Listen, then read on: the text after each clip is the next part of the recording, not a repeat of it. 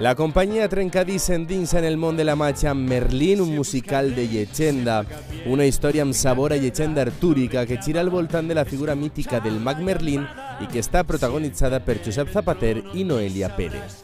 És una aventura, la lluita per saber qui eres en realitat, aconseguir allò que vols.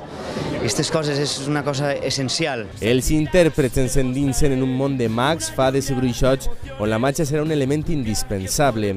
Objectes que leviten, elements que es converteixen en altres elements, en definitiva una aureola de fantasia que no deixarà de sorprendre'ns durant tot l'espectacle i que ens farà creure que tot és possible. És un musical molt complet, per tant hem de poder actuar, cantar i ballar, i són tres disciplines ben diferents i que s'han de juntar i podreu veure un gran espectacle.